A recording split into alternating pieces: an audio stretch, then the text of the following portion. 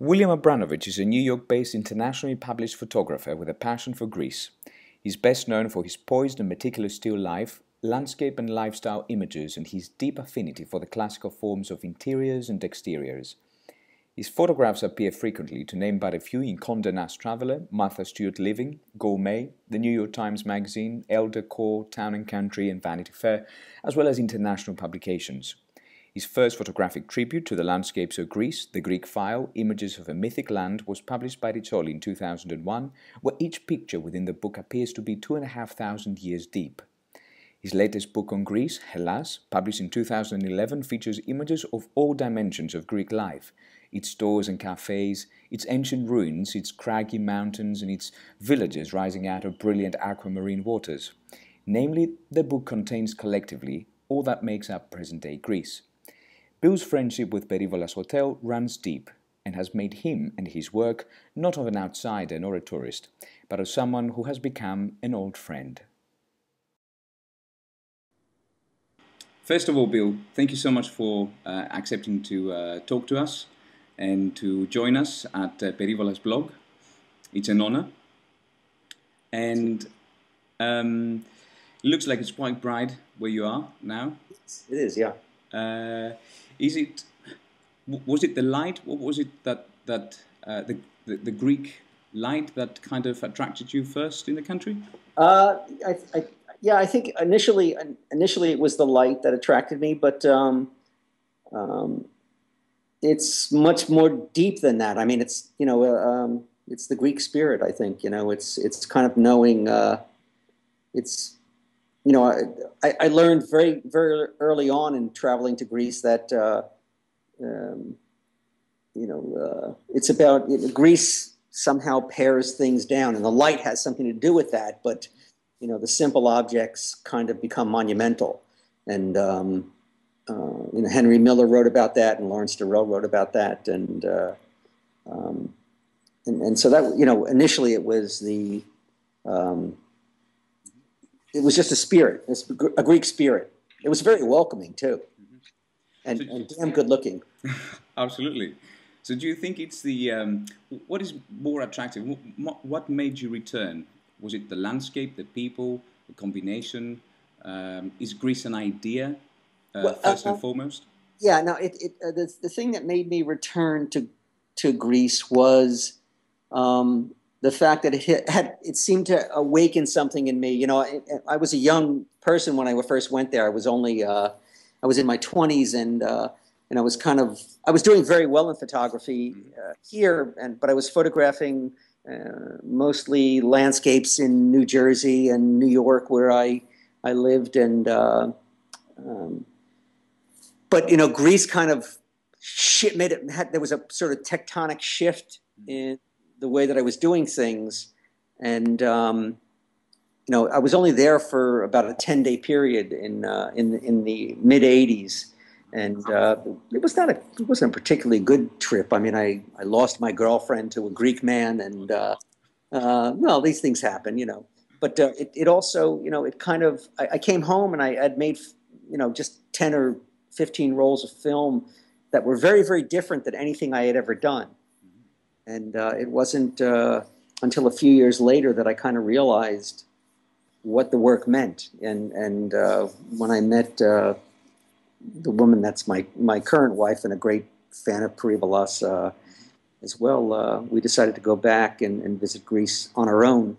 And that sort of ignited something. And that's when I started to, study Greece a little more intricately. Mm-hmm. So do you think it plays a part with what preconceptions, or perhaps the lack of preconceptions that you come when you enter the Greek light? And is it something that reflects the way you work with photography? It has everything to do with photography. I mean, Greek light is unparalleled. Mm-hmm. There is no light in the world, in any place, and I have done. I have traveled to every continent in the world. I have been a photographer for a long time. Nothing compares to Greece. Nothing compares to Greece in terms of light, and it's John Fowles in his great book, The Magus, talks about a painting that was, it's an imaginary island that's in Greece, and he talks about the quality of light in this painting, illuminating something in a way that it couldn't be seen as in the same way once it was seen in this light, And I've been able to describe things as simple as a cigarette or a glass of water innumerable times. And, you look at it in New Jersey and you look at New York and you take that same glass of water and that same cigarette to Greece and it suddenly becomes, we elected a new pope today, or they've elected a new pope today, And I mean, it has that same illumination. Oh, wow. Is it speaking of people illuminating their environments, do you think that you found in people something that was... Yeah, the Greeks, we went to... on our first trip to Santorini, we met the Sikas family, and Nadia Sikas, who is Costa Maria Rini's mother, invited us in, and we instantly became family. Greeks invited you in for coffee and sweets, and you wound up. That doesn't happen outside. Conversations were meaningful. They were looking for the spirit in you, and it's not just the Greek spirit is one of the things that sucked us in. Is photography an act of love? Yeah, photography is an act of love. It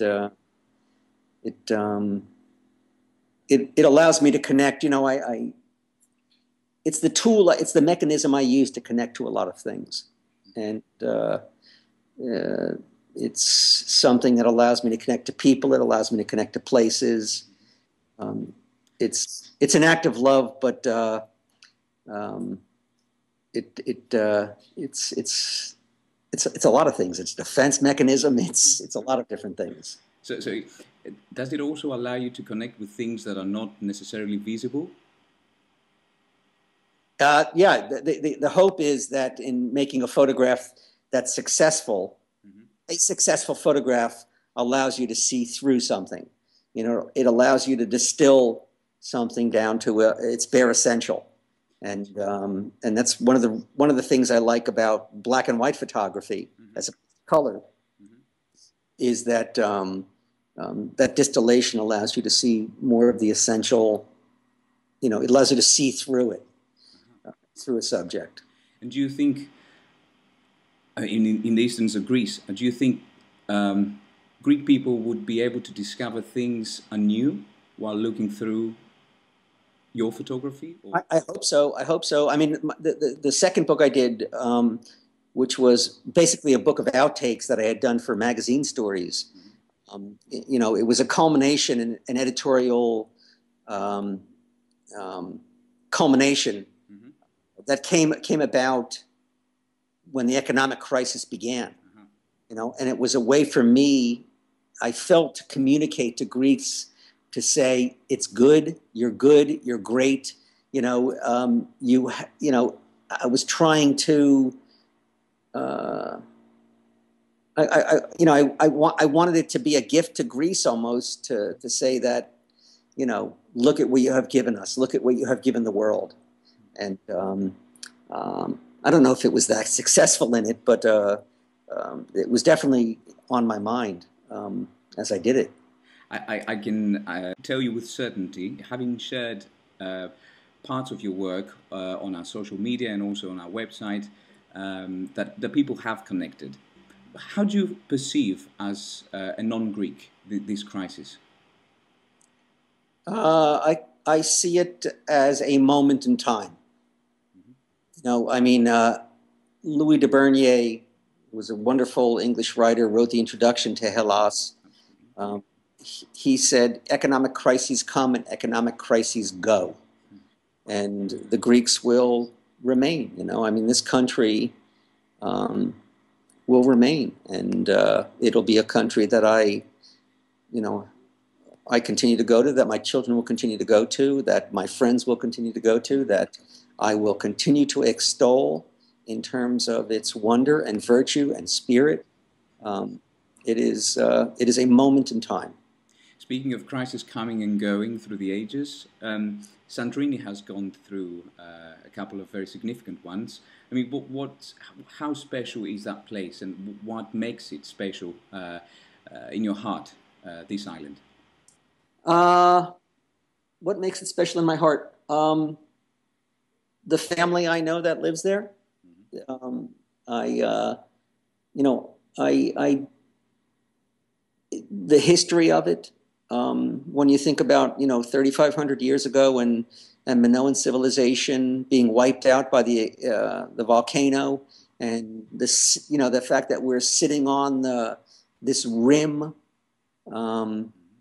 and I can't tell you how many times I've been to Perivolas, and I've sat on the terraces there, and every single morning I have woken up there, I have not for a moment not been in awe of what I look at. It is the most spectacular view in the world, bar none, and I have seen most every great view in the world.